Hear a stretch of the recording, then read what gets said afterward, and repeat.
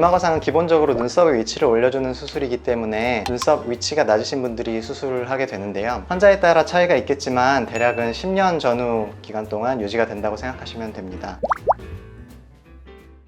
안녕하세요. 드림성형외과 성형외과 전문의 조승우 원장입니다. 이번 시간에는 이마거상에 대해서 알아보려고 합니다. 이마거상이 어떤 수술인지와 몇 가지 질문들에 대해서 살펴보도록 하겠습니다. 원장님, 이마거상은 어떤 수술인가요? 흔히들 간편하게 이마거상이라고 부르는데 정확하게는 내시경화 이마 눈썹 거상술이라고 부르는 수술이고요. 수술 방법은 이마랑 관자 쪽에 3개에서 5개 정도의 절개창을 내고 눈썹 아래 부분까지 박리를 한 후에 당겨 올려주는 수술입니다. 이때 그림에서 보이는 눈썹 바깥쪽 부분의 유착이랑 이마랑 관자 부위 경계, 그리고 추미근이라고 불리는 눈썹을 당겨주는 근육을 끊어주는 것이 박리 과정의 핵심이고, 이 과정이 정확하게 시행되어야 눈썹이 원하는 만큼 정확하게 올라가게 됩니다. 이렇게 박리를 진행한 후에 엔도타인이나 실을 이용해서 볼막을 뼈에다 고정해주게 됩니다. 이 이마거상은 왜 하나요? 이마거상은 기본적으로 눈썹의 위치를 올려주는 수술이기 때문에 눈썹 위치가 낮으신 분들이 수술을 하게 되는데요. 이런 환자분들의 특징으로는 눈썹과 눈 사이 거리가 가까워서 다른 수술로는 눈 주변에 처진 피부를 충분히 해결해주지 못하는 경우가 많고, 콧잔 등에 잔주름이 좀 많으신 분들이 많습니다. 부수적으로는 이마에 주름이 펴지면서 헤어라인이 올라가기 때문에 이마가 좁은 분들에게 효과가 더 좋을 수 있겠습니다. 반면에 이마가 넓은 분들은 이마축 수술과 같이 병행하게 되면 이마의 크기를 줄이면서 눈썹의 위치도 함께 올려줄 수 있겠습니다. 그럼 젊은 사람도 이마거상을 받을 수 있나요?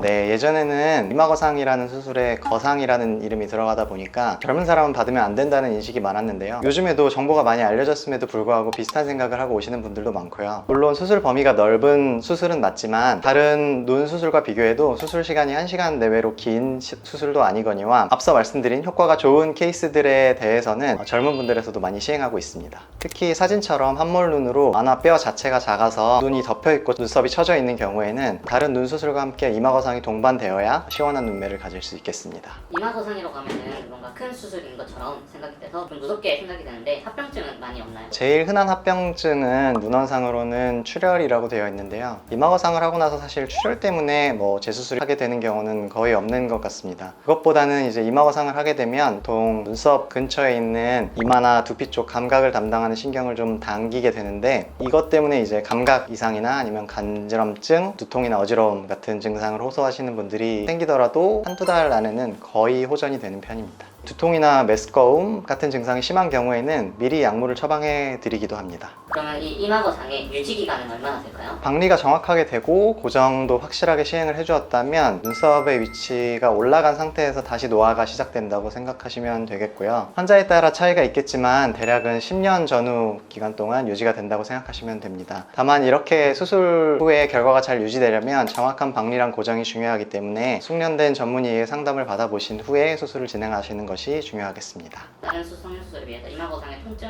정도는 어느 정도인 걸까요? 이마거상이 범위는 넓지만 사실은 아주 큰 수술은 아니거든요. 수술 시간이 긴 것도 아니고 붓기가 심한 수술도 아니에요. 그래서 통증이 심한 편은 아니고요. 안면거상보다는 당연히 통증이 덜한 편이고 그냥 보통 눈 수술 정도라고 생각하시면 되는데, 통증보다는 아까 말씀드렸던 이제 신경이 당기면서 생기는 두통이나 메스꺼움, 감각이 이상한 느낌, 이런 증상들이 보통은 불편감을 호소하는 요인이고, 앞서 말씀드린 대로 약물로 대부분은 조절이 되고 시간이 지나면 없어지는 경우가 대부분입니다. 보통 이제 거상이라고 한다면 뭔가 주름을 펴주고 좀 뭔가 동안 안티에이징 수술이라고 생각을 하기 마련인데, 이마 거상 같은 경우는 이마 주름이 메인 효과인 건 아닌가요? 보통은 눈썹의 위치를 올리는 게 메인 효과라고 생각을 하시면 되고, 이마 주름을 펴주기 위해서는 이마거상 꼭 시행하는 것은 아니고, 어떻게 보면 눈썹을 올리려다 보니까 이마가 팽팽해지면서 주름이 펴지는 효과는 당연히 따라오는 거고, 만약에 정말로 이마 주름 자체가 심해서 이마를 좀 펴줘야 되는 경우라면 내시경을 보면서 눈썹을 올려주는 것보다는 이마 피부를 잘라주면서 이마를 올려주는 이마 절개 거상이나 이런 방법이 있기는 합니다. 제가 설명드린 것 기준으로 보면 이마 주름보다는 눈썹을 올려주는 효과가 메인이라고 보시면 되겠습니다.